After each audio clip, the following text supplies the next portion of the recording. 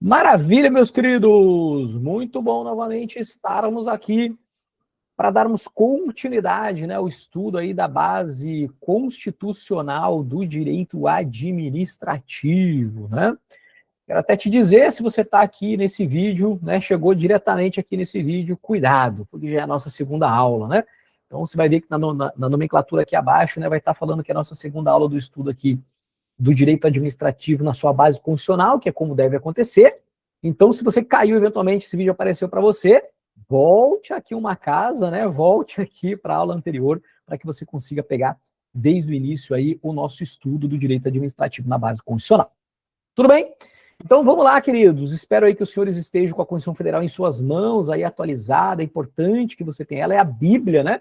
Do concursando, queridos, legal? E dali a gente está extraindo, né? O estudo inicial do direito administrativo, legal? Do 3741, a gente vai começar listando, né? Trabalhando nesse momento do 37 e 38, né? Que é da administração pública, regras aplicadas a toda a administração pública, assim como vimos na aula anterior, né, essa característica, e depois a gente vai passar ali para a parte de servidores públicos do artigo 39 a 41, tudo bem? Então, é importante e fundamental, galera, que para que você tenha um entendimento do direito administrativo, você primeiramente compreenda essa base, legal? É muito claro, é muito nítido que nós vemos aí que normalmente a dificuldade do direito administrativo é porque não teve esse contato qualitativo com essa base constitucional. Tudo bem? Uma frase até que a gente costuma usar nos nossos projetos aí, que hoje em dia, galera, hoje em dia, né, para estudar para concurso público, rápido e superficial, nem para nível fundamental, cara. Não dá. Né? A prova não é tão complexa, né, mas ela exige ali que nós tenhamos, ao longo da nossa jornada, conceitos bem assentados em relação, claro, aqui em especial direito administrativo, mas isso é aplicado para toda e qualquer disciplina estudada para concursos públicos. Beleza, queridos? Então vamos lá. Lembrando também, né? Vocês sabem, já comentei com vocês no vídeo anterior, o YouTube, ele é um videogame, né? Ele é aqui um Donkey Kong. Quem jogou já Donkey Kong, né? Donkey Kong é antigo, né? Mas era bom demais, né? Era muito bom. Quem jogou Donkey Kong sabe, cara. Então o YouTube funciona mais ou menos daquele jeito. A gente precisa entregar alguma coisa para ele deixar a gente passar de nível dentro do YouTube. Então, por isso que vocês veem por aí, eu estou abrindo esse jogo aqui com vocês de maneira transparente. Se você gostar também da aula, não precisa dar agora não, né? Se você já conhece, já quiser deixar o like para você não esquecer, perfeito. Se não, aguarda o final da aula para ver se de fato vai valer aí o seu likezinho aqui no YouTube, né? Mas é isso, galera, são índices que o YouTube ele verifica que demonstra ali realmente se ele vai levar para mais pessoas e também desbloqueia aqui algumas configurações internas para que a gente possa crescer cada vez mais no YouTube e assim, né, trazer a área de membros, a gente conseguir disponibilizar mais conteúdo para vocês gratuito aqui no YouTube, que nós sabemos, né, galera, nem todo mundo consegue aí ter acesso, né, às preparações de concurso público. Então, acho que o YouTube é um excelente canal, né? Acho que todo mundo, de algum momento, passou e continua, deve ainda continuar estudando pelo YouTube, né? Então, a ideia é a gente trazer conteúdos de qualidade para vocês aqui, mas depende realmente, o YouTube, ele primeiro exige que nós demos o passo, né? Que é justamente com like, compartilhamento, com inscrição no canal, né? Com visualizações. Não sei se vocês sabiam, o YouTube, ele até identifica, galera, quanto tempo a galera ficou no vídeo, cara. Quanto tempo. Então, se o cara ficou ali, se a maioria do percentual fica menos da metade do vídeo, o YouTube inteiro quer que aquele vídeo não é bom. E aí ele para de indicar para outras pessoas, porque ele não quer conteúdo, desculpa o termo aqui, conteúdo merda para a galera dentro da sua plataforma. Então, se ele vê que, peraí, mais de 50% das pessoas estão assistindo só metade, então o vídeo tem 10 minutos, as pessoas estão indo até o 4º minuto, é porque as pessoas saíram dali já vendo que não vale a pena. E aí ele para de mostrar esses vídeos para outras pessoas, né? Então veja como o algoritmo do YouTube, né, galera, ele é bem criterioso, tá bom? Então, por isso que a gente vê a galera por aí, eu não posso ser diferente de dizer, cara, deixa seu like aí, compartilha esse vídeo como ele está aberto no YouTube, né? Se você conhece alguém que está se preparando para concurso público, quer entender realmente, definitivamente, o direito administrativo, né? Então, faz o compartilhamento, segue a gente aí, porque a gente vai ficar nessa rotina de trazer vídeos qualitativos para vocês. Primeiramente, aqui a gente está retomando o canal já é bastante antigo, né? A gente está trazendo aqui essa base do direito administrativo 37 e 41, mas muito mais aulas aqui virão na sequência. Tá bom? Maravilha, galera. Esse é o recado, então, inicial. Vamos para cima. Na primeira aula, então, galera, nós trabalhamos o CAPT do artigo 37. Marcelo, vocês ficaram uma aula inteira só no CAPT? Eu poderia ficar 2, 3 aulas, né? no caput do artigo 37, galera, e falamos tudo que é cobrado em provas de concurso público relacionados a ele. Por isso que é importante, tá? Não negligencia, não. Volta lá que você vai ver que a gente desdobrou bastante ele, né? Trouxemos vários requisitos aqui em relação a essa parte inicial aqui de entendermos esse caput do artigo 37. Então, nos cabe agora nós irmos para uma jornada dos incisos que o artigo 37 da Constituição Federal nos traz aqui. Legal? Bora lá? Então vamos para cima. Inciso primeiro, galera.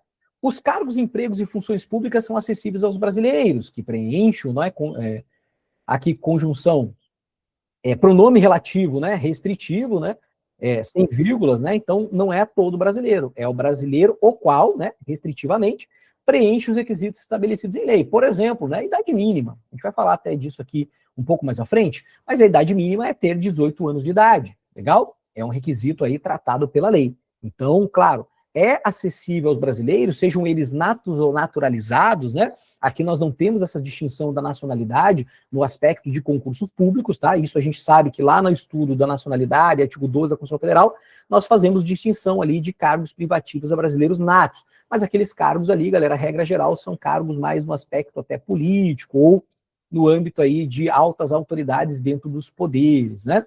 A despeito de nós termos um ali, que é a carreira diplomática, né? Estamos falando aí propriamente do concurso de diplomata, que aí sim só caberá para o brasileiro nato. Mas de uma regra geral aqui, né, ele está dizendo que esse acesso a cargos, empregos e funções públicas são acessíveis a brasileiros, tanto natos quanto naturalizados. E aí a Constituição Federal fala, ó, é acessível a eles, mas claro que a legislação infraconstitucional vai trazer os requisitos que a lei vai estabelecer, como esse exemplo em relação à idade mínima de 18 anos, que é a regra geral para ingressar, né, em cargos, empregos e funções públicas. Legal?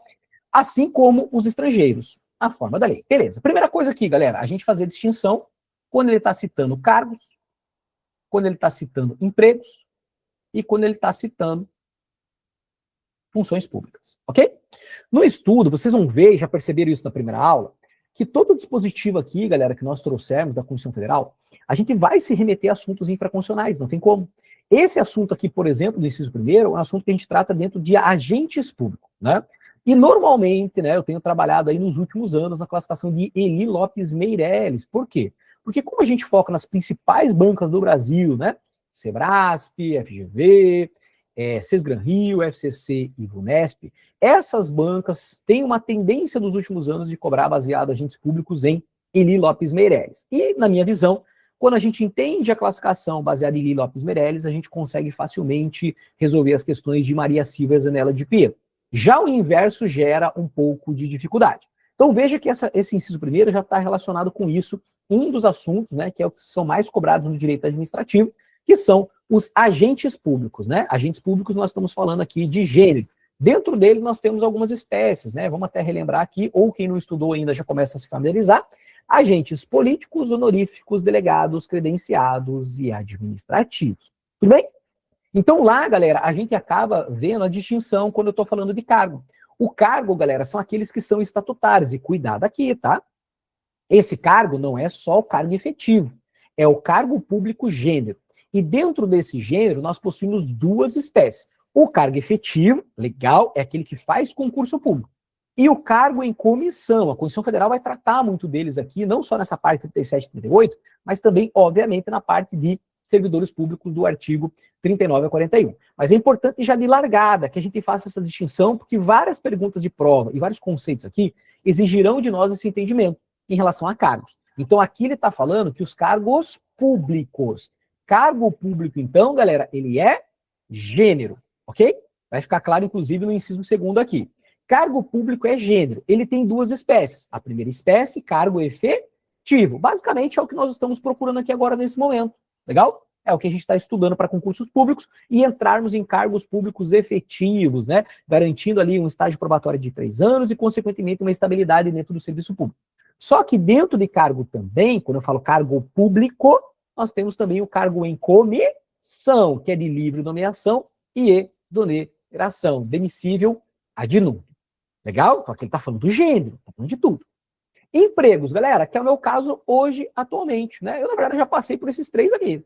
Já acessei cargo público, já acessei emprego público, hoje, né, atualmente é emprego público, e já acessei funções públicas também. Emprego público, galera, é aquela pessoa jurídica de direito privado, até conforme a gente começou a conversar na aula anterior, pessoa jurídica de direito privado que é regido essa contratação pela CLT. Então, eles não são chamados de cargos efetivos a despeito de fazer concurso público. Eles são chamados, de nós, né, incluindo aí, somos chamados de empregados públicos, justamente por conta dessa relação com pessoas jurídicas de direito privado, regra geral. A gente vai até entender isso quando passarmos para o artigo 39 da Constituição Federal melhor, tá? Lembre-se que o direito administrativo é uma jornada, à medida que a gente vai ampliando aqui, vai caminhando nesse conhecimento, a gente vai cada vez mais aumentando o nosso entendimento sobre o assunto, né? Então, emprego público é aquele que atua perante pessoa jurídica de direito privado e que tem uma relação aqui seletista, ok? E as funções públicas, galera, né? O maior exemplo que eu posso dar, que também veremos isso um pouquinho mais à frente aqui, provavelmente na aula de hoje, ou início da próxima aula, tá? A gente vai ver sobre os temporários. Então, os temporários que são contratados por processo seletivo simplificado, né? Ou processo seletivo público, e que pode ser que tenha concurso, como IBGE, né? No momento, o concurso do IBGE para recenseador acaba fazendo uma prova, mas precisa fazer prova necessariamente de concurso público para os temporários? Não. Ok? A gente vai ver os requisitos um pouco mais à frente. Então, os temporários, galera, eles não exercem cargos públicos, porque não são cargos efetivos nem cargo em comissão, não são empregados públicos, ok? Não tem essa relação seletista. E aí, eles vão exercer o que então, Marcelo? Funções públicas. Tudo bem? Então, essa é uma distinção já inicial que nós temos que compreender. Cargo público, emprego público, função pública. Tanto que, cuidado com uma pergunta aqui que é feita até no nível de estatuto, tá? Quando ele diz assim, o cargo público, galera, normalmente, ele contido dentro dele, terá a função pública. Legal? Agora, o inverso não é verdadeiro, por conta, inclusive, do temporário. Então, tem perguntas, inclusive, recentemente, vimos uma pergunta do Sebrasp, né, uma questão do Sebrasp assim, e, galera, nesta aula ainda não, e como a gente só fez o caput do artigo 37, e agora a gente precisa caminhar um pouquinho, mas na próxima eu já vou trazer para nós aqui algumas questões recentes, tá? Das grandes bancas do Brasil, questões mais recentes aí, para a gente poder começar a trabalhar e entender como tudo isso é cobrado em provas, né? Não basta só conhecimento, é importante também que a gente gere a habilidade de pegar o conteúdo programático e aplicar isso nas questões de prova, né? Então, o inverso vai estar errado, quando ele cita assim que o cargo público, eu subtendo que haja uma função pública. Perfeito, porque nós temos a função pública dentro do cargo público. Agora, o inverso não é verdadeiro. Uma função pública não necessariamente está contido dentro de um cargo público. Ela pode ser autônoma, como é o caso dos temporários. Beleza? Os cargos, empregos e funções públicas são acessíveis, então, aos brasileiros, sejam natos ou naturalizados. Claro que precisam preencher os requisitos legais, né, para o acesso a esses cargos, assim como também, então toma cuidado aqui, aos estrangeiros. Só que aos estrangeiros, galera, é assim também como a lei determinar. Então, na forma que a lei vai permitir que haja o acesso para cargos, empregos e funções, galera, que é livremente acessível para os brasileiros natos naturalizados que preenchem requisitos, assim também para os estrangeiros, tudo bem? E a legislação traz isso para nós, galera? Sim, tá? Em especial até, a gente, claro, não abarcamos somente concursos federais, mas pensando no âmbito do aspecto de concursos federais, Lei 8.112, ela vai trazer as hipóteses ali, que inclusive não só no sentido de funções públicas, tá? Que é um vínculo muito mais célere, mas também um acesso a cargos e empregos públicos, mesmo através de concurso público, em que os estrangeiros poderão acessar. Normalmente, galera, a área da ciência, a área da saúde, a área da educação, então 8.112, que é o Estatuto, né, dos Servidores Públicos Federais, ele acaba trazendo ali um dispositivo que vai tratar justamente aí do acesso dos estrangeiros aos cargos e empregos públicos aí federais a despeito das funções. As funções, claramente, a gente vê a possibilidade até no âmbito constitucional do acesso aos estrangeiros, né? Agora, quando você pensa, pô, um concurso público, um estrangeiro podendo fazer o concurso aí, é porque a lei vai definir em quais áreas aqui há essa possibilidade de que o estrangeiro acesse esses cargos e empregos públicos. Beleza? Então, os cargos, já entendemos bem a diferença do que é cargo, lembrando que aqui é cargo gênero, cargo público, cargos públicos, empregos públicos, funções públicas, né? Todo brasileiro pode acessar, desde que preencha requisitos infraconstitucionais, e aos estrangeiros também analisando tudo aquilo que infraconstitucionalmente a lei permitiria que os estrangeiros acessassem. Tudo bem, inciso primeiro? Passa. 2. A investidura em cargo ou emprego público depende de aprovação prévia em concurso público. Marcelo, mas peraí, você acabou de falar que quando ele cita cargo, é cargo público. E dentro do cargo público tem o efetivo e tem comissão. E aqui está dizendo que o cargo público é por aprovação prévia em concurso público. Então alguma coisa não está batendo. Calma, controla a ansiedade, que nós vamos até o final do dispositivo. A investidura em cargo público ou emprego público depende de aprovação prévia em concurso público de provas ou de provas e títulos. Então ele pode ser provas, né? Prova objetiva, prova discursiva, né? Uma redação, uma discursiva, uma peça técnica, legal? Ou provas e títulos. Então todas essas modalidades de prova, objetiva e discursiva, e ainda os títulos podem acontecer. Muito comum a gente enxerga isso dentro da magistratura, por exemplo. Na verdade, concursos jurídicos, né? É muito comum, claro que isso é comum em concurso jurídico, mas vários outros também. Há a possibilidade aí de que tenhamos uma etapa de títulos, né? Que normalmente ali é uma pós-graduação, é um mestrado, é um doutorado, ou um período que você tem anterior ali de administração pública já, uma atuação naquela área específica, né, que o concurso público está exigindo. Então ali você consegue ganhar algumas pontuações para melhorar a sua classificação que você obteve no âmbito das provas, né, sejam elas provas objetivas ou provas discursivas aí, beleza?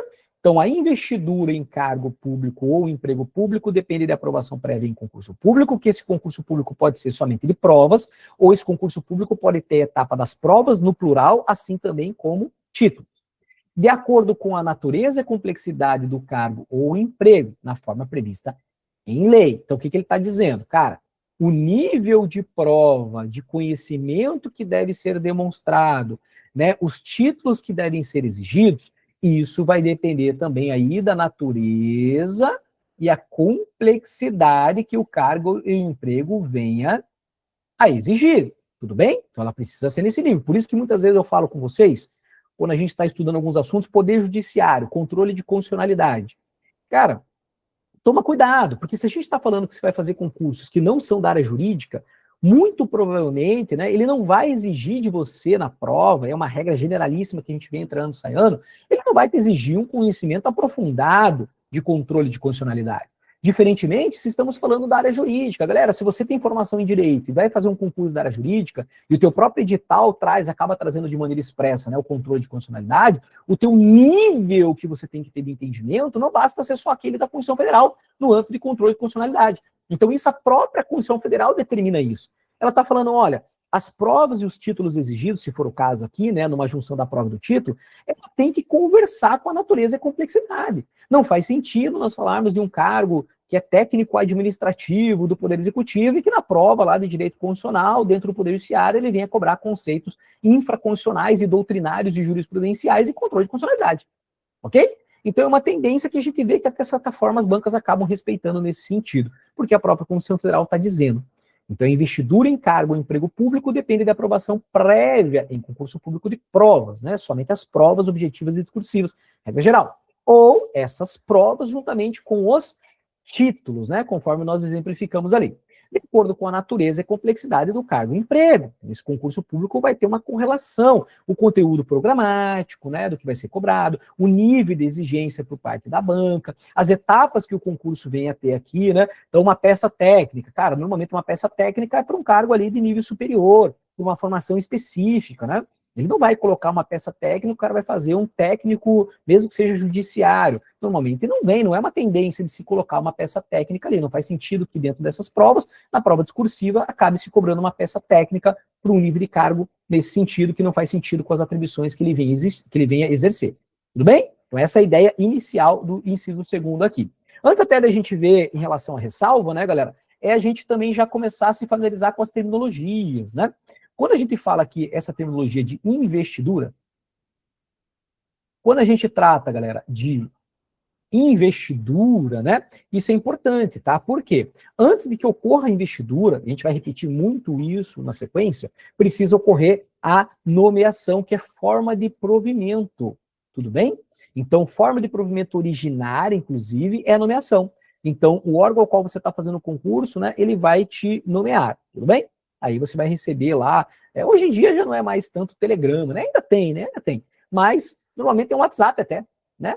O pessoal lá te manda o WhatsApp e fala, ó, nós vamos fazer a publicação da tua nomeação, né? Fica de olho lá, aí para começar a contar o prazo ali, que em regra é de 30 dias, né? Regra geral, 30 dias para que você venha tomar a posse, tudo bem? Então, isso aqui é importante porque muitas questões, quando a gente vai aprofundando mais infraconstitucionalmente o direito administrativo, ele adora cobrar que a investidura se daria com a nomeação. Cuidado. A nomeação é quando o órgão ele vai dentro da ordem classificatória do concurso e te chama. A nomeação é o chamamento. Ó, chegou a tua vez. Você quer assumir o cargo? Então, a forma de provimento originária é pela nomeação. Todas as outras formas de provimento são chamadas de derivadas ou secundárias. De novo, veremos isso também, se você não tem esse entendimento ainda, veremos mais à frente. A investidura, galera, pensa que é você se vestir do cargo. Investidura, eu vou me vestir do cargo.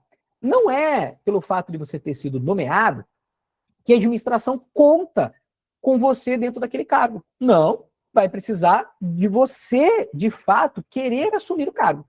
E aí vem a investidura. E a investidura, então, galera, ela tem uma relação não com o ato da nomeação. A nomeação é a forma de provimento originária. A investidura, ela vai acontecer com a posse. Então, quando você, dentro dos 30 dias em regra que você tem, para que você vá tomar a posse, galera, ali, começando da nomeação a contagem do tempo até o período que você tem que ter tomado posse, regra geral, porque a gente tem as exceções de alguns impedimentos aí que possam prolongar esse prazo, mas normalmente 30 dias você tem da data da nomeação até a sua posse. É para você fazer os exames físicos, os exames médicos, né, reunir toda a documentação, as certidões que você vai ter que buscar em cartório, né? E aí você apresenta toda a documentação exigida, o teu nível de escolaridade, se for o caso. Aliás, sempre é o caso, né? Você tem que demonstrar o nível mínimo de escolaridade, você tem que demonstrar os requisitos. E aí você vai assinar o chamado termo de posse. Quando você assinou o termo de posse, aí a administração pode dizer, opa, então agora eu tenho uma certeza que esse cara quer assumir o cargo público. Aí a gente chama isso de investidura.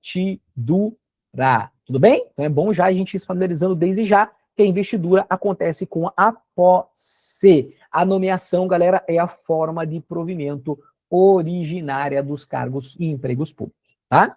Então, a investidura em cargo ou emprego público depende de aprovação prévia em concurso público de provas ou de provas e títulos, de acordo com a natureza e a complexidade do cargo ou emprego, na forma prevista em lei. Aí vem a ressalva, né, daquilo que eu falei. Aguentem um pouquinho que a gente vai ver. Ressalvadas as nomeações para cargo em comissão.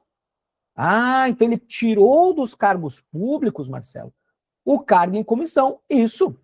Por quê? Porque o cargo em comissão, você não tem que fazer concurso público anteriormente. Então, ressalvada as nomeações dos cargos públicos da espécie cargo em comissão, porque ele é declarado em livre nomeação e exoneração. Tudo bem? Por isso que eu falo assim, cara, cargo em comissão é bom, né? Sempre recebe uma remuneração interessante, você já está dentro da administração, só que cuidado, né? Tem muita gente que eu conheço aí que está em cargo em comissão ali, às vezes, mas você vai fazer uns 2 anos que eu estou ali. Cara, ele delivra nomeação e exoneração, as coisas mudam muito rápido na administração pública, né? Então estuda para concurso público, entra num cargo efetivo, se garante ali, é a melhor coisa. Lembrando que, a gente vai ver mais à frente, que os cargos em comissão poderão ser acessados também por quem é servidor de carreira, de cargo efetivo. Legal? Eu abro a possibilidade para as pessoas que são de fora, mas eu também resguardo um percentual mínimo para quem é de carreira. Beleza? Esse segundo, a investidura em cargo ou emprego público depende de aprovação prévia em concurso público de provas ou de provas e títulos, de acordo com a natureza e complexidade, já entendemos isso em relação ao nível que a prova deve exigir, do cargo ou emprego, na forma prevista em lei. Mas ressalva-se os cargos em comissão, porque ele é de livre nomeação e exoneração, então não faz sentido que se faça concurso público. Perceberam que sempre quando a Constituição Federal fala cargo, galera, ela está falando do gênero, cargo público. Cuidado que tem um monte de questão de prova que tenta te pegar nessas regras. Dá um exemplo, Marcelo, já dou. Ele fala assim, para o servidor que atua em cargos públicos, a estabilidade no serviço público poderá ocorrer em até 3 anos, ou passados, né, 3 anos do cargo público. Errado. Marcelo, mas a estabilidade não é 3 anos que ele tem que ter dentro do cargo público? Do cargo público é gênero. Dentro dele tem cargo em comissão. Cargo em comissão tem estabilidade, galera? Não tem estabilidade. Então nós temos que tomar cuidado, principalmente com aquelas questõezinhas marotas do Sebrasco de certo e errado, que ele coloca uma generalidade e a gente tem que lembrar que cargo público ele é dividido em cargo efetivo e cargo em comissão. Beleza? Inciso terceiro.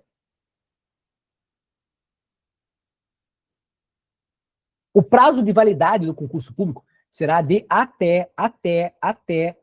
Tem muita gente que esquece esse até 2 anos. Galera, lembra até que eu falei para vocês, né? Queridos, eu no meu período assim que eu estudava, né? Aliás, estudo até hoje, claro, lifelong learning, não há dúvida nenhuma, né? Mas assim, o período que realmente assim, cara, vou tirar um tempo bem considerável da minha vida para poder estudar, né? Lembra lá que eu falava lá 12 horas líquidas por dia, dentro das possibilidades, claro, né? Uma das coisas que eu sempre fiz, galera, e me ajudou muito realmente, é toda vez que passa por uma legislação e ele traz um prazo onde ele está por extenso, né? Coloque ele aí nesse caso aqui na tua Constituição, de forma numeral, né? Que aí você vai, pelo menos a nossa mente tem uma facilidade maior de gravar o numeral e não o que está por extenso, tá? Então, me ajudou muito, tá? E isso foi um hábito que eu criei nas legislações, e aí me ajudou, me facilitou a guardar os prazos que eventualmente vinham aí nas diversas legislações que temos que estudar, né? Então, o prazo de validade do concurso público será de até 2 anos, ok? Por que isso é importante? Já tivemos um concurso da Polícia Federal, acho que foi de 2013, tá? Se eu não estou enganado, foi 2013 da Polícia Federal, que a validade era de 1 mês. 1 mês o prazo de validade. Aí prorrogável uma vez por igual período, prorrogaram só mais 1 mês, ou seja, ficou 60 dias. Nomeou todo mundo, e esse prazo de validade, galera, ele começa a contar da homologação do concurso, tá? Então, o que é homologação? É quando a banca, ela entrega para o órgão ali, né? Galera, quando eu falo órgão assim, eu tô falando de maneira genérica, tá? A gente sabe que às vezes, é concurso da INSS, Marcelo, é pessoa jurídica, tá? Tô falando de maneira genérica aqui. A banca, ela entrega para o órgão, galera, falando, ó, executei todas as etapas do edital, conforme nós combinamos, já analisei todos os recursos, a classificação é essa, né, do primeiro até o final. Aí a banca entrega. Aí o poder público, galera, ele vai lá e ele analisa, né, o órgão ele vai analisar, legal, tá tudo certo mesmo, faz o checklist, e aí faz a publicação dessa classificação. E aí a gente chama, né, que o poder público está fazendo o quê? Homologando aquilo que a banca fez. Então, quando ocorre essa publicação chamada de homologação do concurso, começa a contar esse prazo aqui, que é de 2 anos, prorrogável. O que significa isso, galera? É discricionário, não tem que prorrogar não, tá? Então, nesse caso da PF, né, foi o caso acho que mais extremo que eu acabei acompanhando, assim, de um grande concurso, né? Ficou 1 mês. Se quisesse, se tivesse nomeado todo mundo naquele período, não precisava prorrogar. Não precisava prorrogar. Então é discricionário que ocorra a prorrogação aqui do concurso público. E tem que ser por igual período, né? Então, o máximo é 2 anos, que acaba sendo trivialmente os grandes concursos públicos que nós vemos aí, tudo bem? 2 anos. Se for prorrogar, tem que ser por mais 2 anos. Ah, é 1 ano. Se for prorrogar, mais 1 ano. É 6 meses. Se for prorrogar, mais 6 meses. É 1 mês. Se for prorrogar, mais 1 mês. Beleza? Tranquilão também aí o prazo de validade. Não esqueçam que é até, né, galera? Não é de 2, tá? 2 é o prazo máximo. E a prorrogação aqui, ela é discricionária. Claro que a gente vê infraconstitucionalmente em algumas situações, por exemplo, né? Ainda tem pessoas a serem chamadas dentro do número de vagas. Como há uma garantia, né, galera, hoje, de que todos aqueles que estejam dentro do número de vagas sejam nomeados, aí nesse caso, se ainda não foi, a prorrogação, ela deve acontecer.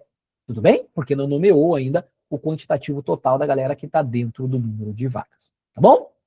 Beleza, galera. Vamos para o inciso 4º.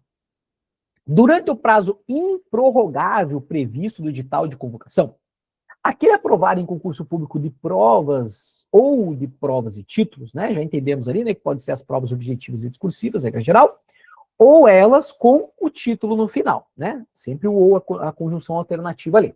Será convocado com prioridade sobre novos concursados para assumir cargo ou emprego na carreira. Beleza. Galera, olha só. Aqui ele até deixa cargo, né, de maneira genérica, mas como ele já está restringindo aqui que é de concurso, a gente já entende que ele está falando só do cargo efetivo. Legal? O que é esse prazo improrrogável previsto no edital de convocação? Galera, nós temos o prazo prorrogável, que é o quê? Se eu pensa no concurso público, então, que tem uma validade de 2 anos. Eu estou no primeiro prazo de validade. Vocês concordam que eu chamo esse prazo de prorrogável? Porque eu estou dentro dele, ele pode ser dobrado. Ele é prorrogável. Quando eu estou nos 2 primeiros anos, eu chamo ele de prorrogável. Quando eu estou nos 2 últimos anos, galera, aí eu estou chamando ele de improrrogável. Ok? Então ele se tornou improrrogável. Por quê? Se eu já estou no segundo prazo de validade do concurso, ele pode ainda ser prorrogado aqui?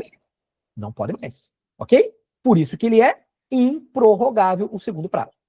Então, durante o prazo improrrogável previsto no edital de convocação, aquele aprovado em concurso público de provas ou de provas e títulos será convocado com prioridade sobre novos concursados para assumir cargo, emprego na carreira. O que ele está dizendo aqui? Temos os 2 anos, que é até, eu estou usando o máximo, né? E aqui os mais 2. Então, ele está tratando o prazo improrrogável, é esse prazo. Por quê? Esse é o prorrogável, o primeiro. Ele pode ser prorrogável. O segundo, ele é o improrrogável. Aí, o que ele está querendo dizer? Ele está falando o seguinte, olha só, tem alguns órgãos, galera, que eles não podem ficar sem uma lista de nomeados. Eu vou dar um exemplo aqui que é muito claro. Galera, TJ São Paulo. Tudo bem? Pô, cara, TJ São Paulo tem prova, é ou não é? Tem prova quase todo ano, galera. É o maior tribunal do mundo esse trem, São Paulo. Beleza? O Tribunal de Justiça do Estado de São Paulo. Então tem concurso o tempo todo, nomeia um monte de gente. Legal? Então veja, cara, pela dinâmica que o tribunal tem, ele não pode ficar sem uma lista de pessoas que estão ali dentro das vagas do concurso, né, ou mesmo dentro do cadastro reserva, para que, na necessidade do tribunal, ele faça nomeação. Legal? Então, a Constituição Federal está dizendo o seguinte, beleza, no prazo improrrogável, pode ser, nesse exemplo do TJ São Paulo, que ele assim, cara, antes de acabar a validade do concurso que estamos, vamos fazer um novo concurso, porque, galera, concurso é rapidão para fazer? Não, né? Até você ter autorização para o concurso, até você fazer a escolha da banca, né? Ou por licitação, por dispensa de licitação, até ter o concurso, até fazer todos os recursos. Eventualmente a prova pode ser, depender do cargo aqui, que nós tenhamos uma fase de discursiva, onde vai para uma segunda etapa também aqui de recurso. Aí, cara, tem um monte de etapas que vão acontecer, até que efetivamente a banca, normalmente a VUNESP, né, no caso do TJ São Paulo, a VUNESP vá e entregue isso para o Tribunal de Justiça. Aí o Tribunal de Justiça faz a publicação e aí sim começa a contar o prazo daquele concurso. Então veja que a Constituição Federal, ela já percebendo isso, ela falou, cara, demora muito para você produzir um concurso público aqui. E você tem uma lista de pessoas classificadas. E nesse caso que eu tenho uma rotatividade muito grande, né, ali, uma implementação muito grande de nomeações, eu não poderia ficar muito tempo ou até nem ficar sem uma lista. E aí o que a Constituição Federal está dizendo é o seguinte, nesses casos, em que você queira fazer um concurso e ele vai necessariamente aqui acontecer nesse período improrrogável, e pode ser que dentro desse prazo você conclua totalmente o concurso e faça a homologação dos classificados, estou falando de um segundo concurso, tá? Aqui, um segundo concurso do TJ São Paulo. Então, quando ocorre essa nomeação, o que a Constituição Federal está pedindo é o seguinte, peraí, a galera do concurso anterior, eu tenho, ó, tá percebendo que eu tenho 2 concursos vigentes aqui agora? Um concurso, né, vai estar dentro do prazo improrrogável, onde eu prorroguei ele, agora é prazo improrrogável, esse prazo está contando.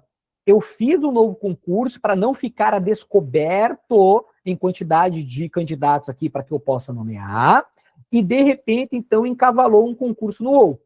Tudo bem? Então, eu tenho um concurso assim, a véspera para concluir, e o outro concurso que começou a sua validade. Todo mundo está enxergando isso? Tudo bem? Então, nessa situação, é o que a Constituição Federal está querendo dizer. Ela está falando, peraí, o cara que fez o concurso primeiro, esse cara tem prioridade de nomeação. E galera, isso aqui na prática, quanta cagada já deu, meu amigo, você não tem ideia. Já até voltaram várias nomeações por causa disso. Vou contar um exemplo, assim, não lembro exatamente qual cargo, mas foi um cargo estadual também. Acho que até foi em São Paulo. O que aconteceu é o seguinte, os caras seguraram ao máximo para nomear a galera. Tinha galera para ser chamada ainda. E eles seguraram. E aí, o sindicato tinha visto que tinha necessidade, mas eles não estavam nomeando, estavam segurando. Quando terminou a validade do concurso primeiro, e aí o segundo concurso já estava homologado, cara, aí o órgão foi lá e fez tipo uma nomeação assim de 100 pessoas. Tipo assim, não esperou nem dar 2 semanas quando terminou a validade daquele. Aí o que, que a galera que tá nos próximos da fila fizeram, galera? Foram lá, levantaram todo esse cenário e judicializaram o concurso. Dizendo, ó, tinha cargo vago, tinha orçamento para nomear. Eles, de propósito, esperaram terminar a validade desse concurso e pegar a galera do novo concurso. Aí eles demonstraram judicialmente. O que, que o Poder Judiciário mandou fazer, cara? Mandou tirar toda a galera que foi nomeado aqui desse segundo concurso e nomear a galera que o prazo já tinha expirado aqui, demonstrando a má-fé da administração pública. Então isso aqui já deu um fudivu de caçarolê danado. Por isso que a gente tem algumas jurisprudências, né? Não é o momento da gente aprofundar. A gente tem algumas jurisprudências tratando esse aspecto aqui, né, galera? Mas vejam, assim, o que, que a gente enxerga na administração? Né? A administração meio que pensou assim, cara, essa galera não está dentro das vagas, então nós não temos obrigatoriedade. Vamos segurar o prazo de validade e terminar, e a gente nomeia a galera nova, porque a galera tá fresquinha. Essa galera que estava no concurso anterior já tinha feito concurso há quase 5 anos, cara. Meio que na cabeça dos caras assim, cara, esses caras já não estão lembrando de mais nada. Mas não pode, né, queridos? Né? Não pode. E aí, realmente, ali no Poder Judiciário, ficou categorizado que o órgão que segurar para chamar essa galera mais fresquinha, né, mais nova ali, para o órgão público, né? E aí o Poder Judiciário identificou, a galera conseguiu, né, confirmar isso daí, né, que estavam segurando as nomeações, e aí o Poder Judiciário mandou voltar e subjúdice, né, fez a nomeação da galera desse primeiro concurso. Galera, então ficou bem claro o que ele está querendo dizer? Então ele está dizendo, cara, você até pode ter 2 concursos encavalados, só que a nomeação, ela deve ser prioritária sobre os novos concursados. Então a galera que fez o concurso mais antigo tem que ser nomeado em relação ao concurso novo, enquanto tiver gente para ser chamado, enquanto tiver dentro do prazo de validade. Terminou o prazo de validade? Não tem mais ninguém para chamar? Legal, eu parto para esse concurso mais novo, beleza?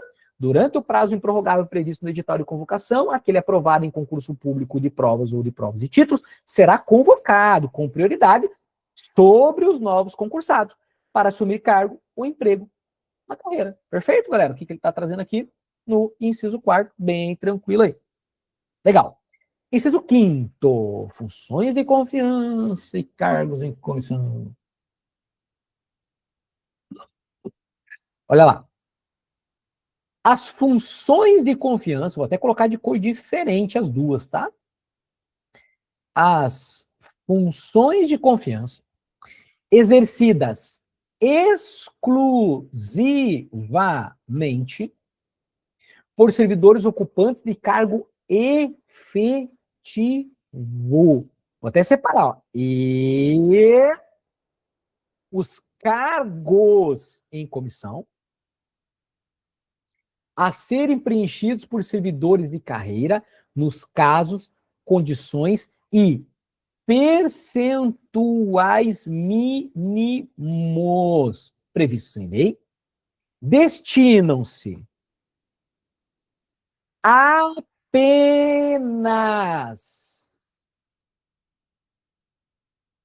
às atribuições de direção, chefia e assessoramento. Isso aqui não cai não, tá? Isso aqui despenca em prova. Na verdade, tudo isso tem aqui, né? Porque tudo isso aqui tem sido bastante cobrado aí. Olha só. Então, inciso 5º, galera. Ele traz 2 aspectos aqui. E cuidado, tá? Não confunda função de confiança com função pública. Ok? Isso, quando a gente estuda agentes públicos, a gente vê a diferença claramente lá no conceito de funções públicas para função de confiança. Então, já estou dando aqui já essa ideia preliminar, tá? Uma coisa é função pública, outra coisa é função de confiança. Então, adivinha, às vezes ele troca aqui, tá? Tem questões que ele pega as funções públicas exercidas exclusivamente pelo servidor. Tá errado? Não é a mesma coisa. Ok? Então, primeira coisa é isso. Segunda coisa, cuidado, galera, com o que vem depois. Tá? Esses dias mesmo, teve gente aí numa lista que nós fizemos, que a galera errou lá. Ah, Marcelo, mas tá escrito função comissionada, não tá de confiança. Galera, isso aqui a gente repete o tempo todo. Isso aqui a banca continua cobrando, porque a galera continua caindo, mas não pode cair. Não pode cair. Do que você está falando, cara? Galera, o importante é a primeira terminologia. Funções. Cargos. O que vem depois, galera, podem ser variáveis, não tem problema. E os estatutos tratam de maneira variável. Como assim? Função de confiança. Ele pode colocar aqui função comissionada. Ele pode colocar aqui função em comissão. Ué, Marcelo, mas em comissão não é daqui? Cara, isso é só um complemento do cargo.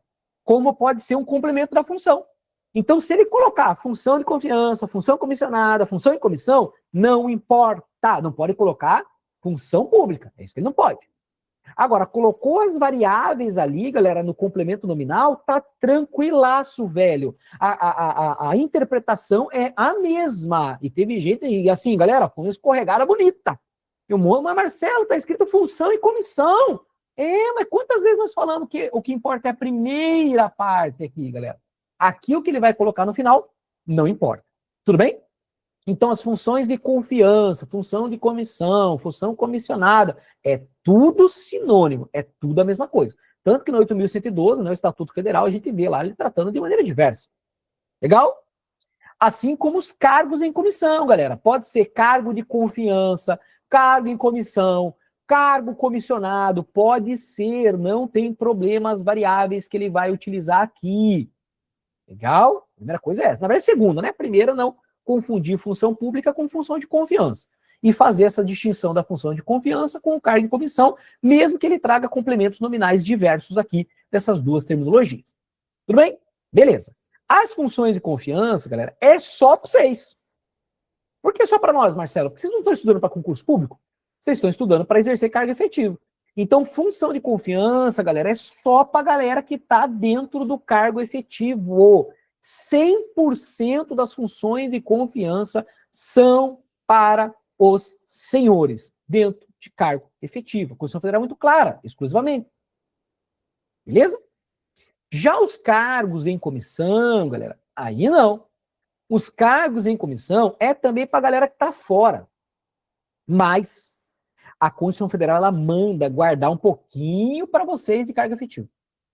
E os cargos em comissão a serem preenchidos por servidores de carreira. Servidor de carreira e servidor de cargo efetivo é quase a mesma coisa. Mas aqui considera. Por quê, Marcelo? Porque, galera, quando a gente vai estudar infraconstitucionalmente a classificação de Eli Lopes Meirelles, quando a gente chega lá no final, porque, galera, eu só falei o início aqui, tá? Cargo político, cargo honorífico, cargo credenciado, cargo delegado e agente, na verdade, né? Agente político, agente honorífico, agente delegado, agente credenciado, agente administrativo. Galera, esse agente administrativo, a gente vai lá na essência dele. E a última essência é a gente tratar se esse cargo é em carreira ou cargo, quem lembra aí? Qual é o outro? Vamos ver quem lembra. Quem lembra? Quem está assistindo aula ao vivo aqui? Ou na gravação também. Pode colocar aqui embaixo no comentário se você lembrou antes até de eu falar, tá? Depois que eu falar, não adianta pôr não. Coloca rapidão aqui embaixo aqui qual é o outro tipo de cargo que nós temos além do cargo em carreira. Ninguém lembra? Não? Ninguém vai querer? Dou-lhe uma. Dou-lhe duas. Dou-lhe três. Galera, cargo isolado. Lembraram? Então, lá no final do estudo da classificação de Eli Lopes Meirelles, a gente vê a diferença entre cargo em carreira e cargo isolado. Cargo em carreira é aquele que tem progressão funcional, é aquele que tem promoção por antiguidade ou por merecimento. Então, você enxerga lá a classe A1, A2, A3, A4, A5, B1, B2, B3, B4, B5, C1, C2, C3. Estão lembrados? Então, isso a gente vê mais à frente aqui também, principalmente infraconstitucionalmente. Tudo bem?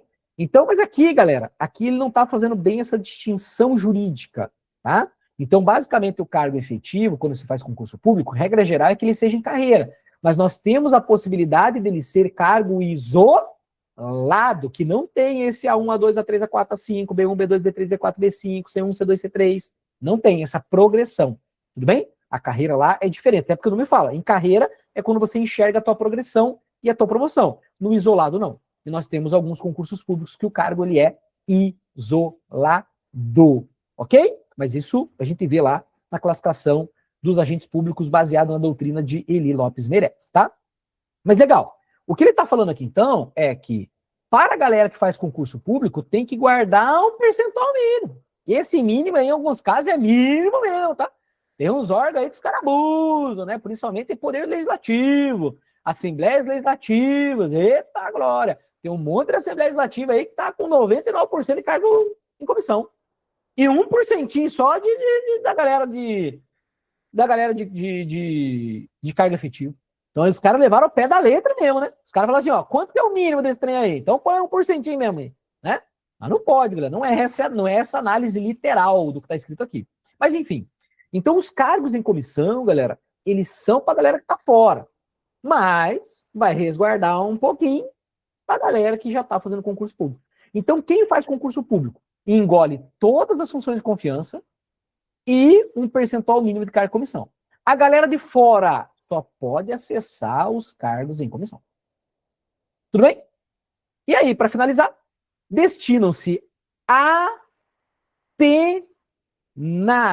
a 3 tipos de exercício de função: direção, chefia e assessoramento. Vou dar um exemplo de uma questão recente.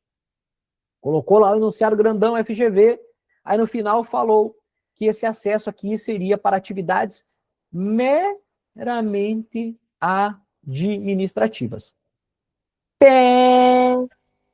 Não pode. E essa regra vale tanto para a função de confiança quanto para cargo e comissão.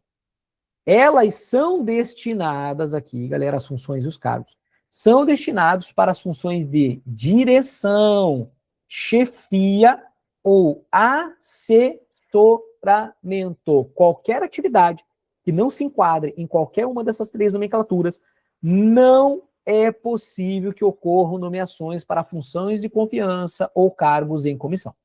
Como nesse exemplo da questão, né, ele nem falou, ele não disse que não era, ele falou assim, meramente administrativas. Galera, direção, chefia e assessoramento não é meramente administrativo. Por isso que a questão da FGV, o gabarito era uma alternativa que dizia que essa nomeação, acho que era cargo e comissão, essa nomeação de cargo e comissão não poderia acontecer para atividades meramente administrativas. Isso tem que ficar na mão de servidor público efetivo. Não pode ter função de confiança e não pode ter cargo em comissão para atividades meramente administrativas.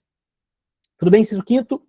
Essa parada aqui, galera, quando estivermos no artigo 40 da Constituição Federal, eu vou lembrar os senhores lá, porque nós temos que fazer o confronto em relação à aposentadoria do professor. Talvez alguns de vocês até saibam qual é essa correlação, mas quando chegarmos no artigo 40, eu vou lembrar os senhores para não confundir. Por quê? Porque lá ele vai falar que é direção, coordenação e assessoramento. Então muda só do meio. E adivinha se as bancas já não cobraram? Claro que sim. Então, direção, chefia e assessoramento é para cá, no conceito de funções de confiança, cargo e comissão. Quando chegarmos lá nas exceções das aposentadorias do artigo 40, né, regime próprio e previdência social, eu tenho que lembrar, porque não tem jeito, você tem que despencar em prova. Aí eu vou lembrar para os senhores sobre direção, coordenação e assessoramento no aspecto da aposentadoria com requisitos diferenciados para os professores. Beleza? Então tá bom. Então esse é o inciso 5º aí, galera. Inciso 6º. É garantido ao servidor público civil.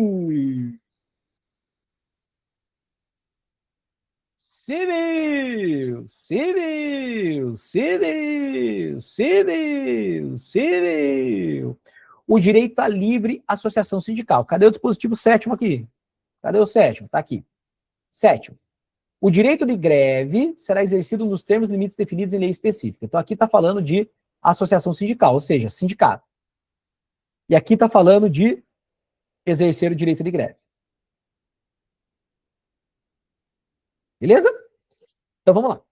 Por que esses 2 dispositivos são importantes? Por isso que eu estava caçando o inciso 7º ali. Galera, essas 2 regras aqui vão se aplicar ao servidor público civil. Legal? E a gente tem que diferenciar. É mais fácil eu falar do servidor civil? Claro que não. Claro que não, o rol do servidor civil, ele é quase que infinito, o rol do servidor público civil. Ih, Marcelo, então ferrou. Como é que a gente vai guardar tudo? Não, é só a gente pensar inversamente. É só a gente pensar quem é o militar, cara. Aí quando você exclui o militar, todo o restante é civil, relaxa. E quem são os militares, galera? Artigo 42 da Constituição Federal. Polícia Militar, deixa eu colocar aí, peraí. Militares. Militares. Artigo 42 da Constituição Federal, que é CF, tá? Aí nós estamos na CF aqui. Então, artigo 42 da CF, que é a Polícia Militar e o Corpo de Bombeiros Militares, porque tem o militar civil, o bombeiro civil, né? Que ele, inclusive, não é aí do âmbito da administração pública. Então, são os militares. Mas quem? A Polícia Militar e o Corpo de Bombeiros Militares. Artigo 42 da Constituição Federal. Quem mais é militar? Artigo 142. Marinha, Exército e Aeronáutica.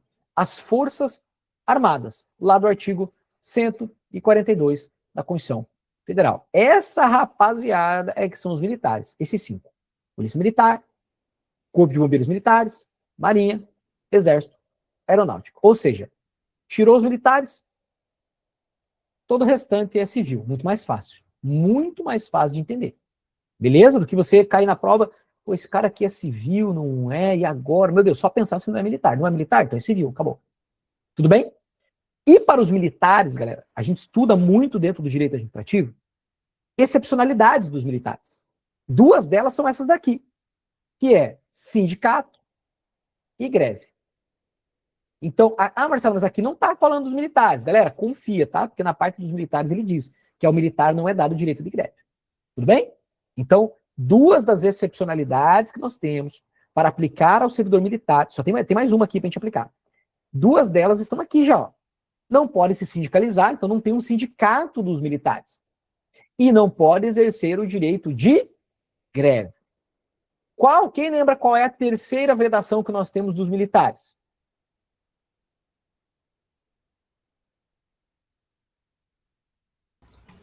Filiação partidária?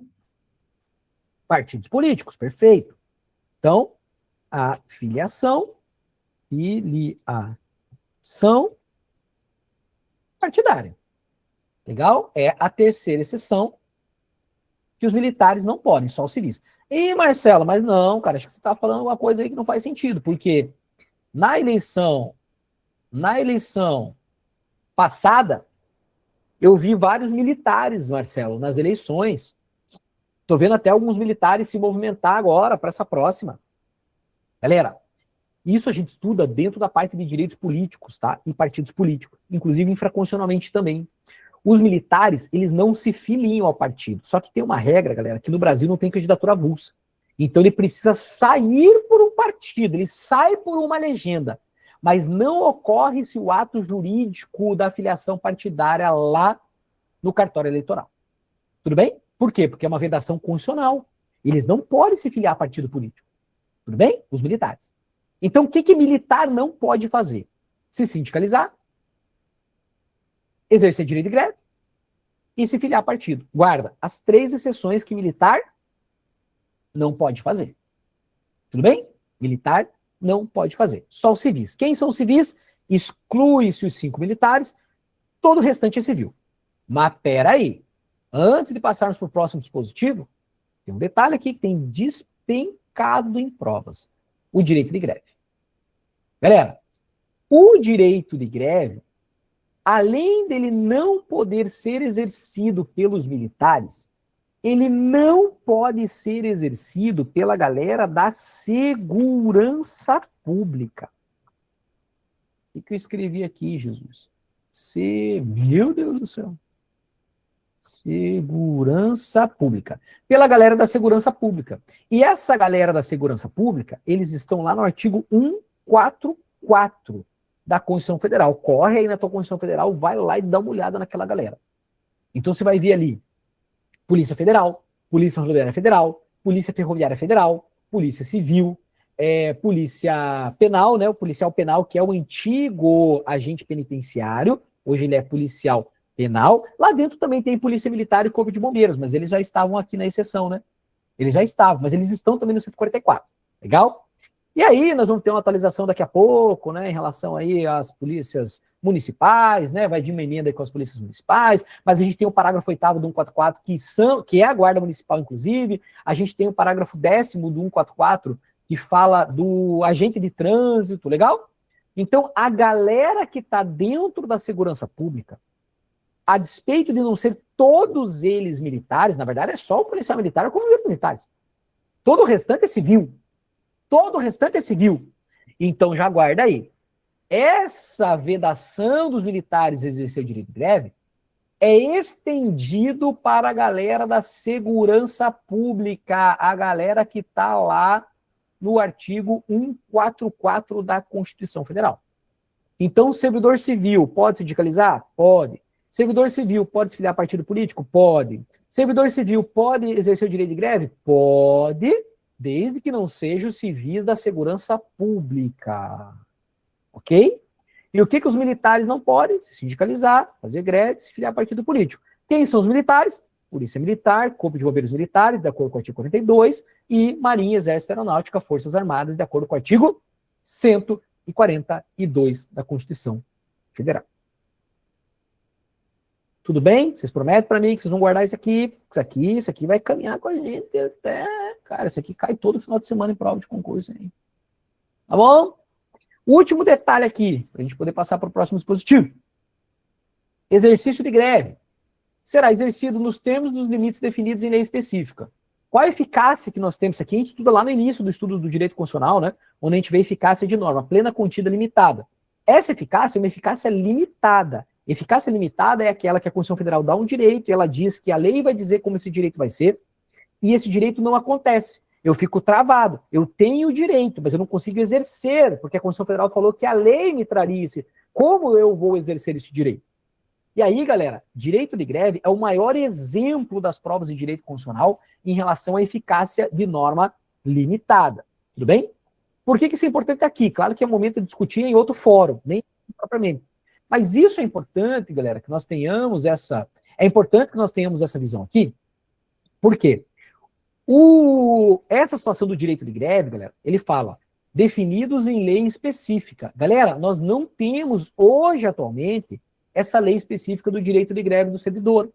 Então, como que nós fazemos? Aí a gente estuda isso lá no artigo 5º, né? Eficácia de norma limitada, onde cabe mandado de injunção coletivo, sindicatos é um dos 4 legitimados que tem para remédio constitucional coletivo, aí o sindicato ingressou lá na década de 90 para que os servidores pudessem exercer o direito de greve, e no caso concreto, chamada teoria concretista, o STF decidiu, então, de maneira análoga, aplicar a lei de greve da iniciativa privada que a gente estuda lá nos direitos sociais dentro da Constituição Federal.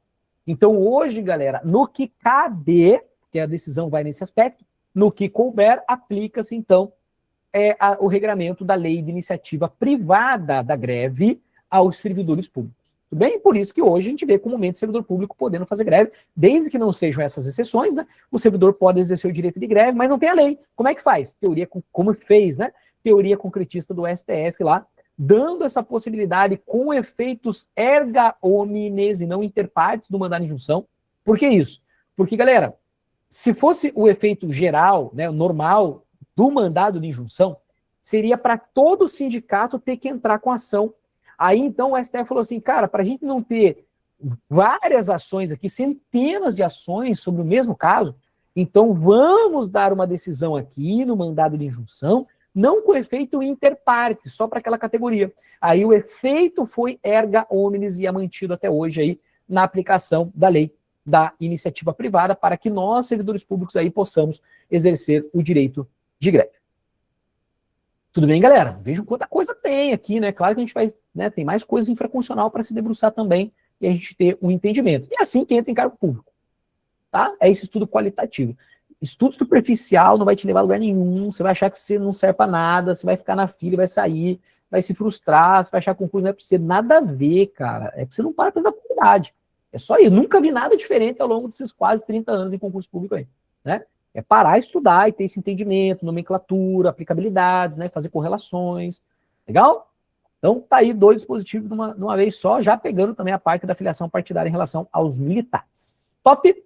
Podemos seguir? Vamos embora. Inciso 8º. Inciso 8º.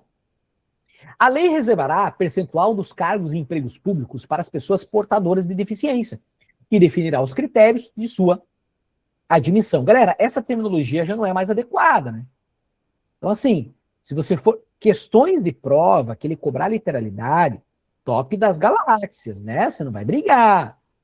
A Constituição Federal não é porque nós tivemos a lei do Estatuto da Pessoa com Deficiência em 2015, a Constituição Federal não olha para baixo, meus amores. Ela não olha para baixo, quem olha é a legislação que olha para ela. Então não fazia sentido ter uma emenda constitucional para mudar essa terminologia.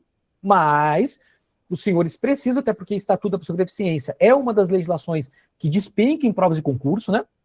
De 2015, o novo estatuto, né, não tão novo assim, mas nós tínhamos um estatuto anteriormente, que tratava justamente como portador de deficiência. Galera, quem é pessoa com deficiência não porta deficiência, né? Tipo, tô portando um celular. Então tá, vou deixar ele do lado aqui, não vou portar mais. Você pode fazer isso com a tua deficiência, seja ela física, mental, intelectual, sensorial? Você pode? Não, hoje eu não quero sair com a minha deficiência, deixa eu deixar do lado aqui, não quero sair mais com ela. Se tornou um termo pejorativo, né? E aí, por isso que foi trocado em 2015 aqui por pessoa, a pessoa tem, ela não é portadora, ela tem a deficiência, então é a pessoa com deficiência, legal?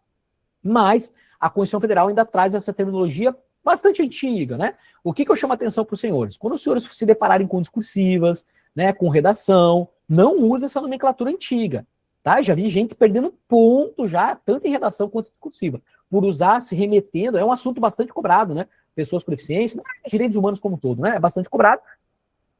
A galera usando ali terminologia, né? Pessoas portadoras. Não.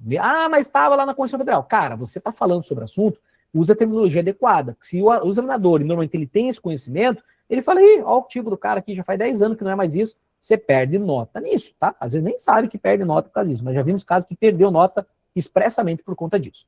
Então, a lei reservará percentual dos cargos e empregos públicos para as pessoas portadoras com deficiência e definirá os critérios de sua admissão. Galera, a lei, a Constituição Federal não determina percentual, hein? Cuidado. Então tem muitas questões de prova que dizem que a Constituição Federal colocou 20%. Não, a Constituição Federal não. Infraconstitucionalmente, até no nosso caso para concursos federais, 8.112 ela vai trazer um percentual. Legal? 8.112 ela vai trazer um percentual.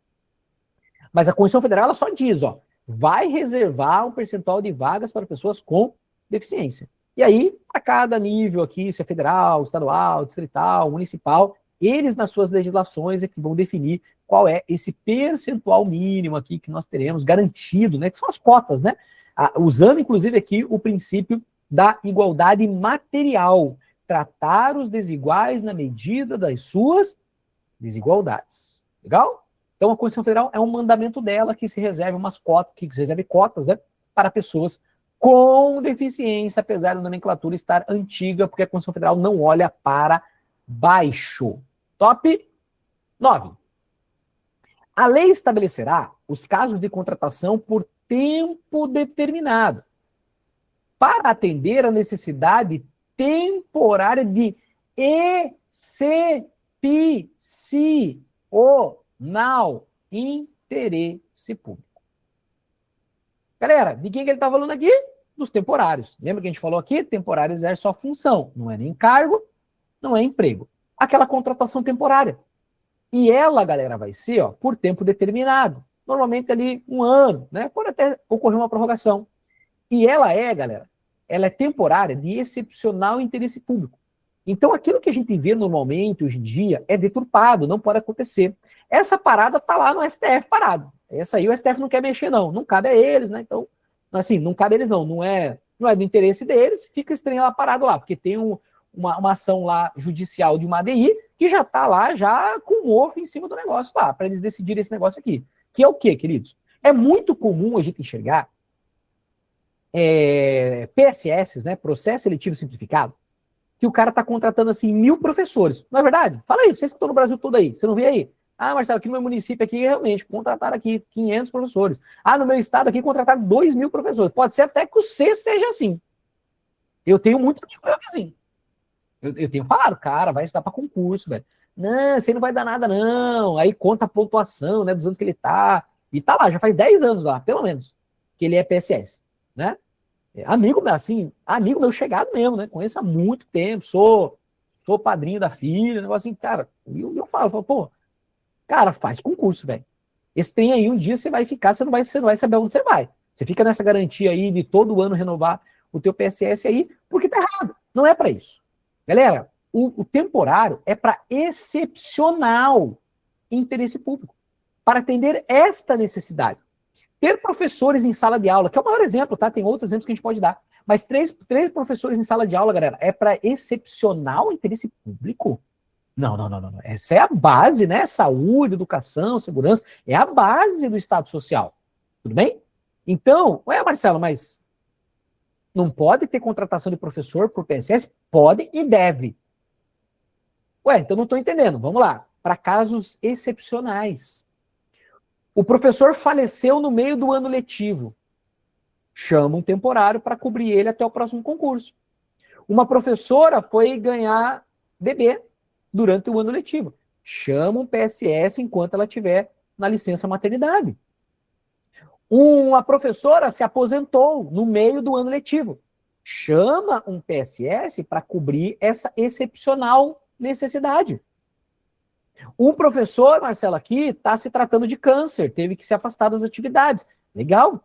Chama um PSS para cobrir ele até o próximo concurso. Marcelo, um professor aqui passou em outro concurso público. Legal. Chama um PSS para substituí-lo ao longo desse período. Entenderam, galera? Vira diferença? Ou assim, não, fizemos um PSS e chamamos 2.000 professores, como aconteceu agora recentemente. 2.000 professores. Não, isso não é excepcional interesse. É mais barato para o Estado, né? E aí, assim, pô, daí as pessoas que querem fazer concurso para ser professores não conseguem, porque tem um monte de temporário atuando assim. Aí o temporário, galera, claro, não vou desmerecer, não. Eu falei para vocês, eu tenho vários amigos que são assim, vários, né? Dei esse exemplo mais chegado aí, mas eu tenho vários amigos que são assim. Mas assim, cara, querendo ou não, não é o mesmo compromisso, galera, do que alguém que fez concurso público para ser professor e aquele cara tá pensando numa carreira, ele faz aquilo porque ele gosta. Do que o temporário que sabe assim, meu contrato é agora, não sei o que vai ser no ano que vem, não. A entrega não vai ser a mesma, galera. Desculpa, sim, ser sincero. É a minha visão também, tá? Pode ser que a gente, claro, e não é generalizar, podemos ter excepcionalidade de pessoas que trabalham como temporários, mas assim, se dedicam muito, até porque estamos falando de educação das crianças, em regra geral, né? Mas a ideia, galera, é que PSS seja para esses exemplos que eu acabei de dar. E não para contratar início de ano letivo 1.500, vou começar lá de alguns casos, né? 500 professores, 1.000 professores, 2.000 professores. Isso daí é sucatear a educação brasileira que já está jogada às traças. Tudo bem? Então eu falo isso para a gente realmente entender as questões de concurso aqui. Legal? A ideia do PSS, galera, é algo ali, essa excepcionalidade. Os exemplos que eu dei, vai, não é? Aí eu concordo, cara, não faz sentido fazer concurso, ou às vezes não tem mais quem chamar do concurso. Aí faz um PSS, aí tem sempre um PSS ativo. Mas isso não pode ser a regra da educação brasileira. E isso está parado lá no STF, o STF declarar inconstitucional esses PSS que contratam, assim, de maneira abrangente, né, galera? Os professores. Lembrando, eu estou dando exemplo, tá? É que esse é o mais eminente que nós enxergamos. Mas nós temos aqui, galera, PSS para vários outros tipos de cargo. A área da saúde é muito comum, né? Então, por exemplo, deu uma epidemia, né? Ok? Para agente comunitário de saúde, agente de combate às endemias. É muito comum contratar através de PSS, né? Por quê? Cara, eu não quero agente comunitário de saúde. Eu não quero. O pensamento do prefeito tem que ser assim. Cara, eu quero combater a pobreza. Então, eu não quero aqui que a gente tenha dentro do nosso município pessoas numa situação de miserabilidade por muitos anos. Eu quero tirar essa galera da miserabilidade. Então, eu não vou fazer concurso público para agente comunitário de saúde em que eu vou ter que ficar com esse cara aqui durante todo o período da carreira dele. Não, vou contratar processo seletivo simplificado. Aí eu vou atuar pontualmente ali com ações públicas, políticas, né? Programas de governo, para eu tirar essas pessoas dessa situação de miserabilidade, para que eu não precise ter o agente comunitário de saúde indo à casa das pessoas, ou pelo menos não ter um grande número desses agentes comunitários de saúde, assim como o agente comunitário, de endemias, né? Os agentes ali das endemias, mesma coisa. Cara, tive uma epidemia aqui, sei lá, um surto de dengue, um surto de malária, como é comum na região norte do Brasil, né? Tive um surto. Cara, beleza. Vamos contratar, então, esse agente de saúde aí de endemias para que ele venha atuar pontualmente. Quando eu conseguir controlar, legal, muito obrigado, né? Você ficou durante o tempo aqui que a gente estabeleceu determinado, ok? Porque foi uma situação excepcional. Então eu falei do professor, mas nós podemos enquadrar essa daqui, a contratação dos temporários, em diversos outros cenários aí dentro da administração pública. Legal? É isso que o inciso 9 está falando, então. A lei estabelecerá os casos de contratação por tempo determinado para atender a necessidade temporária de excepcional interesse público. Beleza? Inciso 10. Inciso 10. A remuneração dos servidores públicos e o subsídio de que trata o parágrafo 4º do artigo 39, nós chegaremos lá, tá? Parágrafo 4º, 39, ele fala de subsídio. O que é subsídio, galera? Parcela única. Então, subsídio não pode ter o que eu vou colocar aqui agora. O que é remuneração, Marcelo?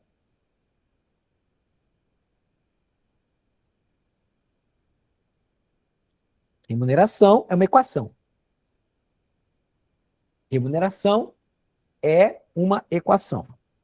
Vencimento mais vantagens do cargo mais vantagens individuais. Ó, remuneração é a soma do vencimento, pode ser chamado de vencimento básico em alguns casos, vencimento, mais vantagens do cargo, mais vantagens individuais.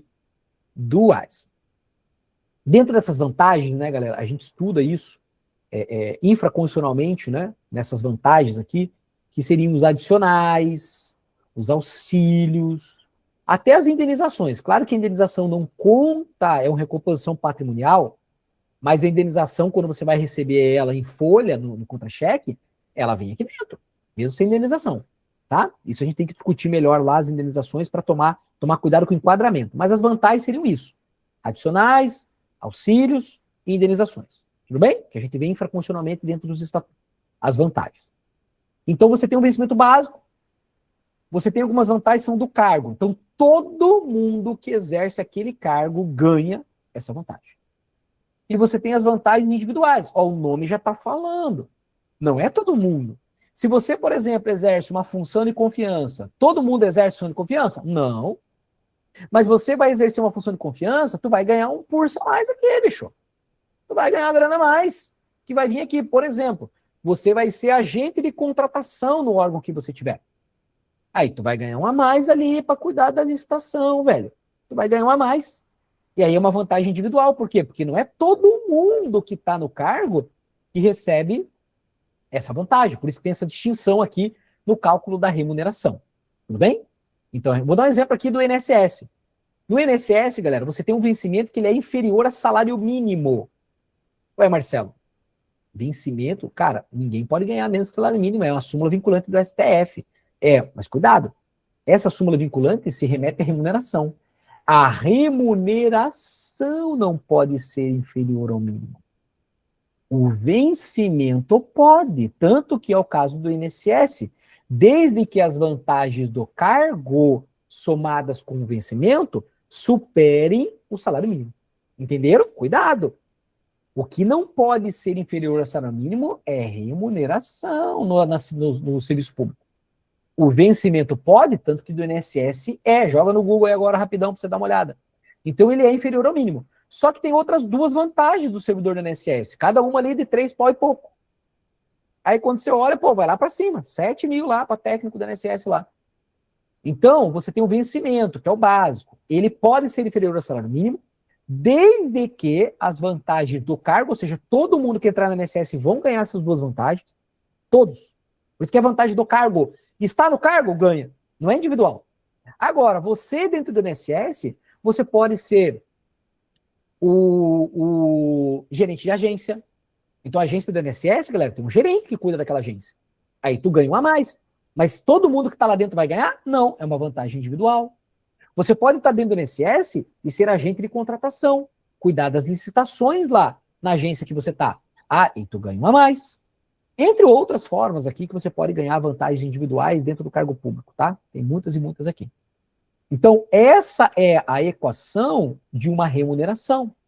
Remuneração é igual a equação, galera, essa equação, né, sinal de igual, somatória, é igual a vencimento mais vantagens do cargo, mais vantagens individuais. Dentro das vantagens, nós temos ali auxílios adicionais e indenizações. Lembrando que indenização tem que se discutir aqui na questão do efeito jurídico que ele gera na remuneração, mas isso a gente vê mais para frente, até infracondicionalmente também.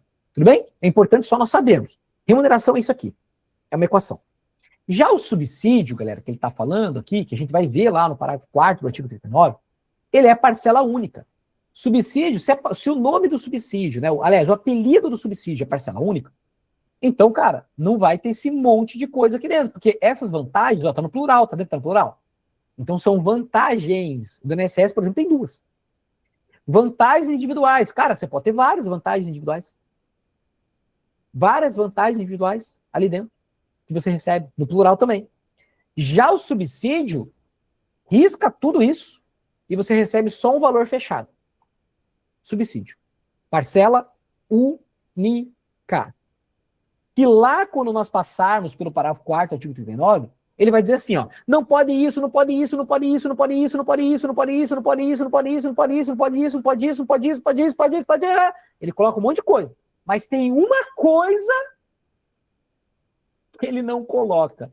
E é por isso que nós temos magistrados, por exemplo, ganhando 500 mil reais. O quê, Marcelo? Você está mentindo. Marcelo, você é mentiroso. Joga no Google, então. Vai sempre lá no Google. Joga no Google, joga no YouTube, né? Nós tivemos aí recentemente o juiz de Goiás, juíza, né? Ganhando aí em dezembro 500 mil reais.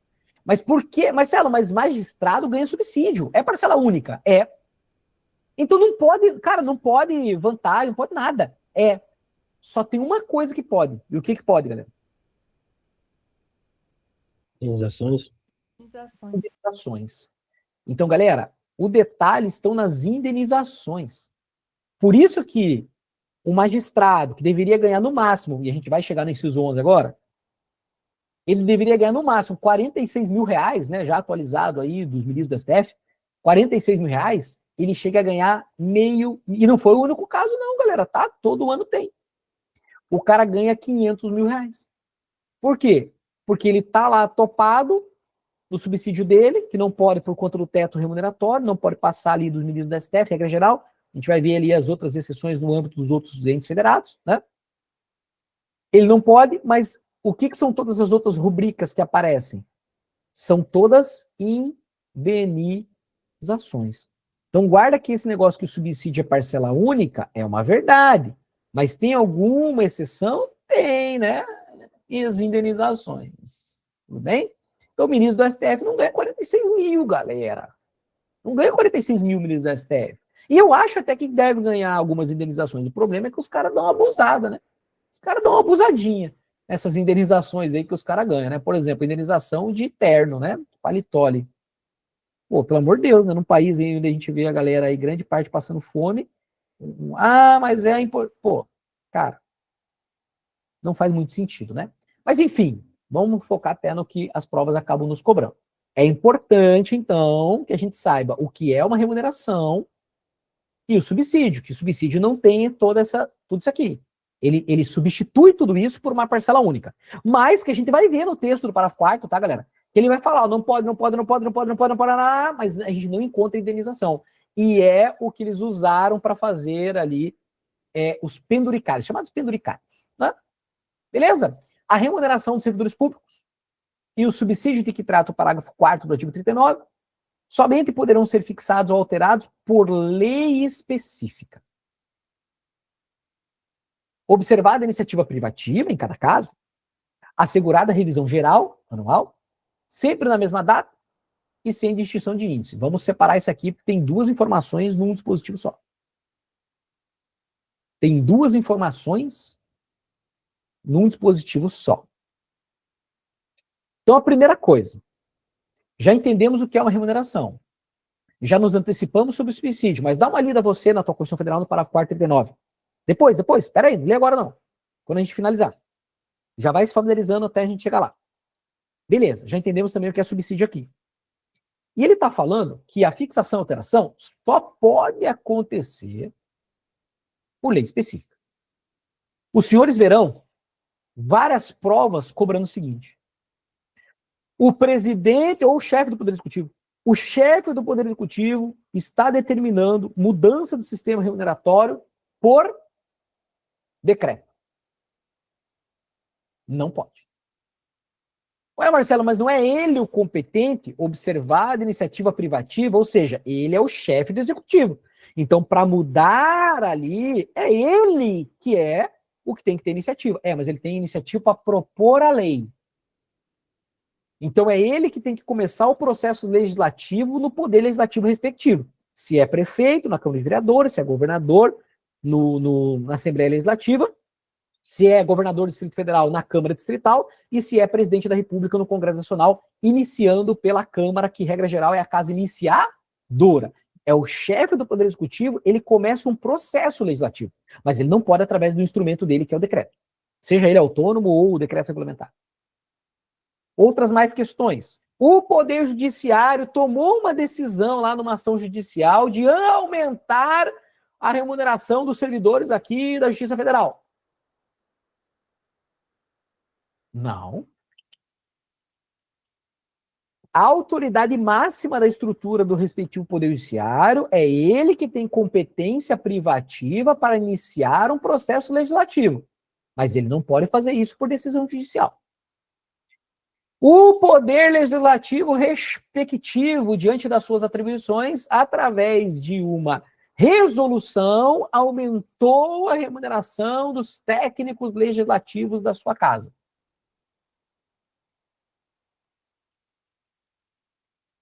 Não.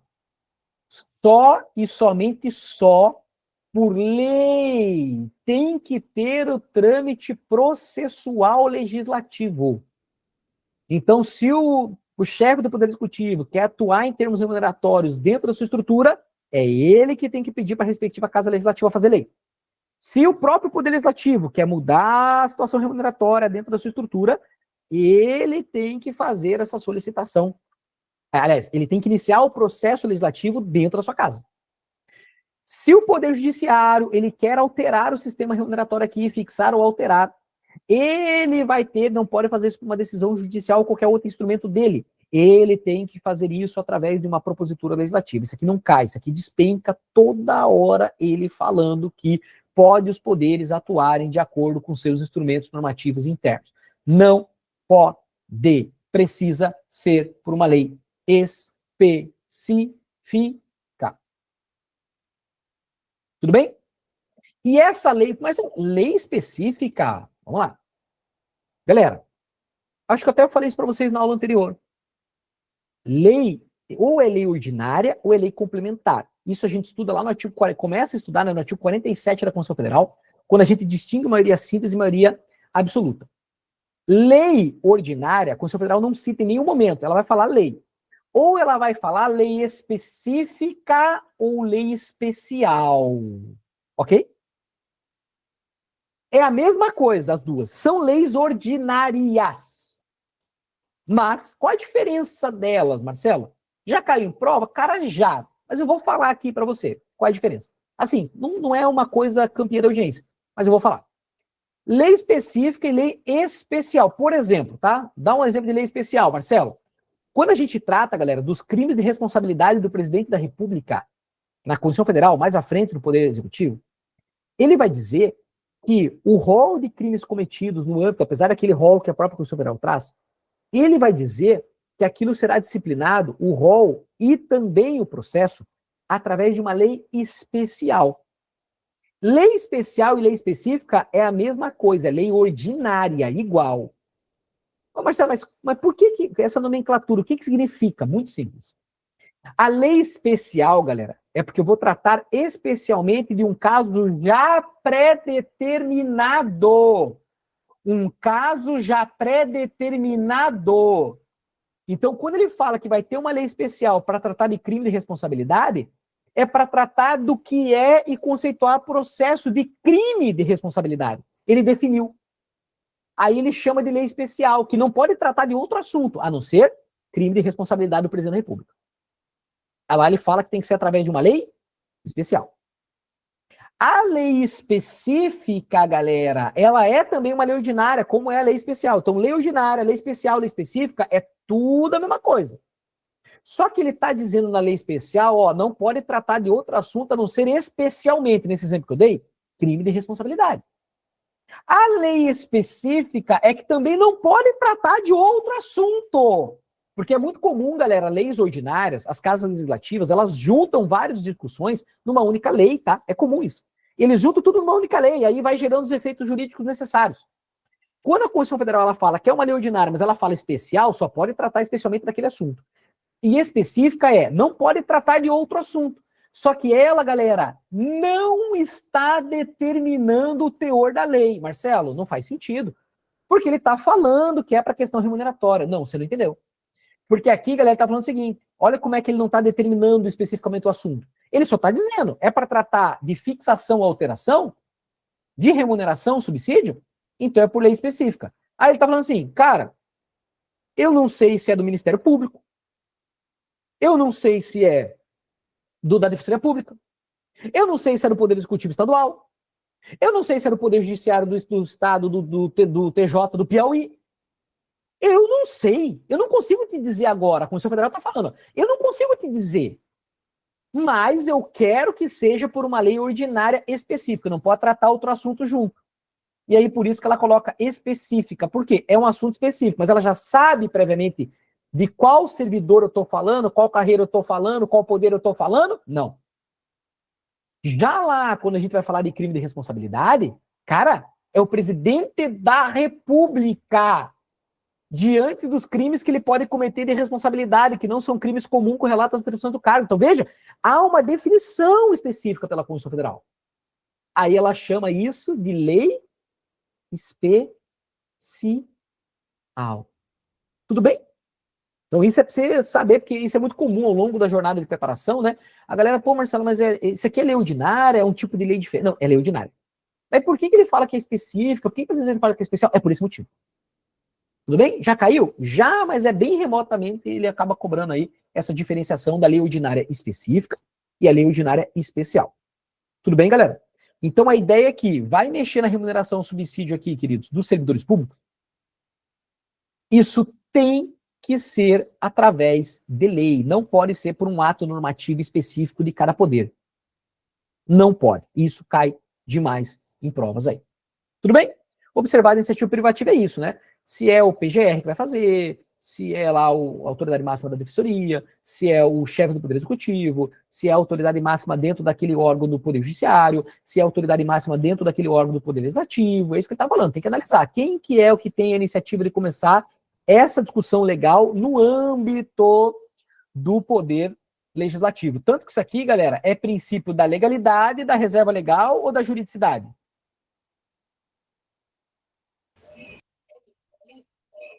Juridicidade? Não. Reserva legal, então, professor. Reserva legal, né, galera? A gente viu lá passada.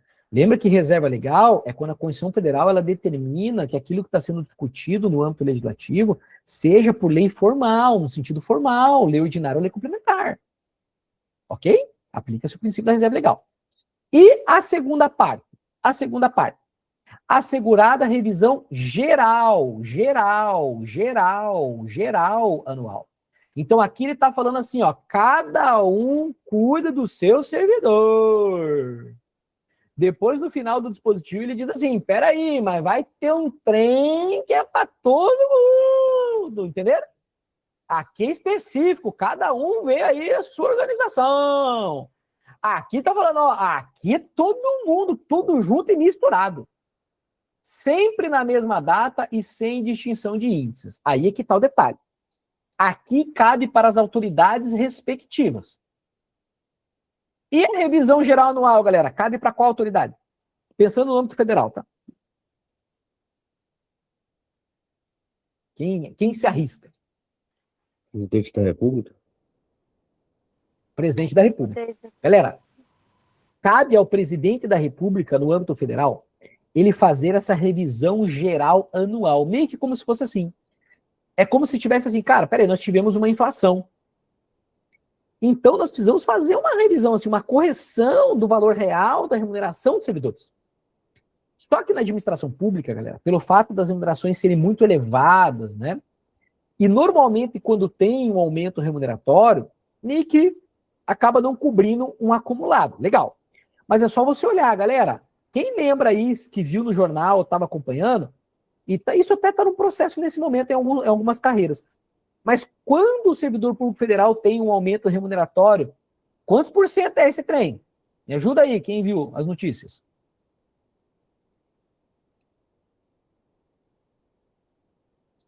Ninguém lembra? Quanto foi? Pô, vocês não estão preocupados com a remuneração de vocês, não? Galera, elas superaram a 20% na média.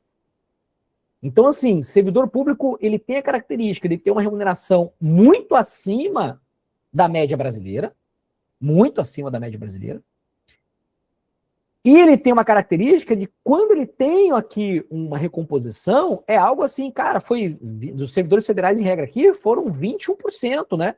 Em parcelas ali, ó, 7% até tal data, mais 7% até tal data, mais 7%, assim, quando vem um bagulho monstro, né? Ali para que você tenha esse aumento remuneratório. Por esse motivo é que a gente não vê isso daqui todo ano acontecendo, e o STF já falou que não é inconstitucional. Desde que haja uma justificativa ligada a aspectos orçamentários. Então, quem é o responsável pelo orçamento público, galera? É o chefe do Poder Executivo. A gente estuda isso dentro do orçamento público. É ele que propõe, ele que executa, é ele o responsável. Tudo bem? Accountability, compliance, é ele. Então, é ele que vai olhar e falar assim, ó, não dá para dar uma revisão geral no ano para a galera, porque a gente não tem caixa para isso agora, nós precisamos se preparar para esse negócio. Estão percebendo que são duas coisas distintas o que o inciso traz? Então, essa revisão geral, galera, o presidente ele tem que olhar todo ano, ele tem que olhar todo ano. Mas ele tem que dar essa revisão todo ano? Não, é isso que o STF decidiu. Ó, ele tem que analisar. Se não houver possibilidades, ele tem que motivar isso, demonstrando que não há capacidade orçamentária e financeira, para que haja essa revisão geral de todo o funcionalismo público. Então, assegurada a revisão geral anual, sempre na mesma data e sem distinção de índice. Normalmente ali no mês de janeiro, então, o presidente vai fazer essa análise, se é possível que linearmente todo mundo do Serviço Público Federal possa, né, receber aqui essa revisão geral, a despeito daquilo que já é trabalhado por cada responsável aqui dentro do seu respectivo poder ou órgão independente ou autônomo. Tudo bem? Então são duas informações que o inciso 10 aqui acaba nos trazendo.